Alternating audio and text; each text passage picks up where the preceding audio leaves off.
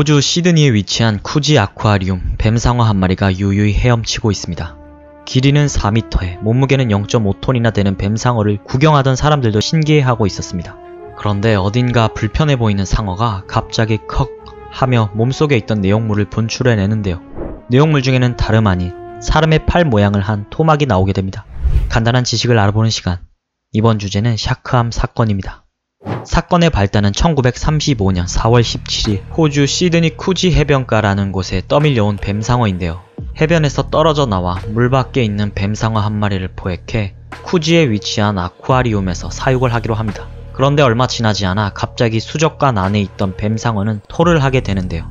뱀상어의 토사물 속에서 나온 것은 잘려있는 사람의 팔이었습니다. 처음에 관계자들은 원래 쿠지 해변가에 상어들이 자주 출몰했고 사람이 물려 죽는 사고가 꽤 빈번했기 때문에 대수롭지 않게 생각했다고 합니다. 하지만 토막난 팔을 자세히 살펴본 결과 어딘가 이상함을 느끼는데요. 상어에게 물어뜯겨 죽었다면 상어의 이빨 자국이나 살갗이 찢겨져 있었어야 했는데 마치 팔의 토막난 부분은 칼로 베어낸 것처럼 깔끔했습니다. 또 상어의 뱃속에서는 그 팔 하나를 제외하고는 다른 부분에 사체가 나오지 않았으며 잘린 팔의 손목 부분에는 밧줄로 묶어놨었던 것 같은 의심스러운 흔적이 있었습니다. 이상한 느낌을 떨칠 수 없었던 수족관 관계자는 곧바로 경찰에 신고를 하게 됩니다. 경찰은 잘린 팔을 살펴본 뒤 주인에 대해 신원 조회를 하기 시작했습니다. 하지만 상어의 위액으로 인해 지문이 심각하게 훼손된 상태였기 때문에 팔의 주인을 찾는 일은 난항을 겪게 됩니다. 경찰은 토막난 팔에 나있던 두 사람이 건투를 하고 있는 특이한 문신으로 수배 전단을 뿌려 사체의 주인을 찾기 시작합니다. 그리고 얼마 지나지 않아 자신이 피해자의 신원을 알고 있다고 하는 사람이 등장하게 됩니다. 그 사람은 잘려있는 팔이 자신의 친형인 제임스 스미스의 것이라고 주장하는 동생 에드윈 스미스였습니다. 확인 결과 그는 자신이 주장한 대로 동생이 맞았는데요. 이후 동생 에드윈은 형에 대한 수사를 돕기 위해 자신이 알고 있던 그날의 사실에 대해 말을 합니다. 동생이 말하길 형은 사건 열흘 전인 4월 7일 롤러를 간다고 했다. 그리고 형이 세실 호텔이라는 곳에 투숙했다고 말을 해줬다. 그게 마지막이었고 그 이후로 연락이 두절됐다 라고 말합니다. 경찰은 해군과 협조하에 동생의 발언을 토대로 나머지 시체를 찾았지만 이미 발견된 팔 한쪽을 제외하고 그 어떠한 사체도 찾을 수 없었다고 합니다. 그러던 중 동생은 형이 마약 밀매를 하려 했던 것 같다며 마지막으로 만난 사람을 말해주었는데 그 사람의 이름은 패트릭 브레티.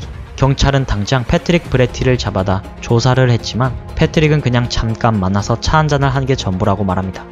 그리고 계속된 조사 끝에 4월 7일 제임스 스미스가 실종되었다 추정하는 당일 패트릭의 수상한 모습을 보았다고 주장하는 사람이 나타나게 되는데 그 사람은 패트릭을 태우고 운전을 했던 택시기사였습니다.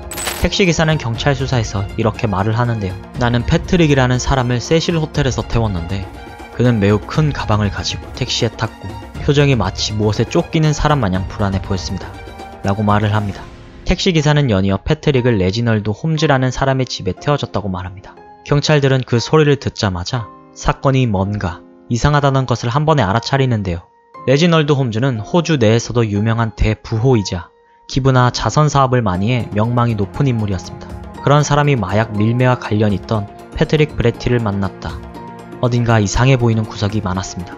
조사 결과 예상했던 대로 레지널드 홈즈는 선한 모습 뒤로 마약 밀매에 관여하고 있었고 레지널드는 자포자기한 심정으로 사건에 있어 결정적인 발언을 하게 됩니다. 레지널드의 주장은 이러했습니다. 패트릭이 집에 방문해 내가 사람을 죽였으니 도피 자금이 필요하다. 영국에 가서 숨어 지낼 테니 돈을 달라. 만약 내 조건에 응하지 않으면 당신이 마약 밀매하려 했던 것을 세상에 다 까발려 버리겠다고 협박을 했고 어쩔 수 없이 레지널드 홈즈는 이를 수락했다고 합니다. 그리고 패트릭이 가져온 큰 가방 안에는 시체가 있었다고 하며 그 시체를 레지널드 자신이 처리했다고 합니다. 경찰은 즉시 패트릭을 살인 용의자로 체포하고 사건 발생 후 약 2달 뒤인 6월 12일에 패트릭에 대해 재판을 시작하게 됩니다. 그런데 재판 당일 증인으로 참석하기로 했던 레지널드 홈즈가 어째서인지 재판장에 도착하지 않습니다. 재판이 끝날 때까지 레지널드는 재판장의 모습을 드러내지 않는데요.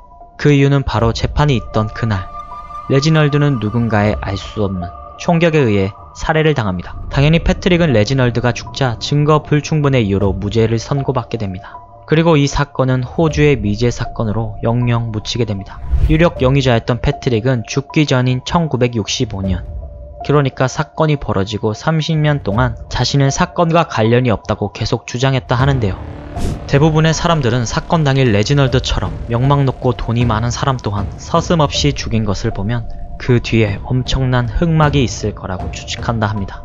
과연 이 사건 뒤에 어떤 대단한 누가 있었던 것일까요? 이번 영상은 여기까지입니다. 시청해주셔서 감사합니다.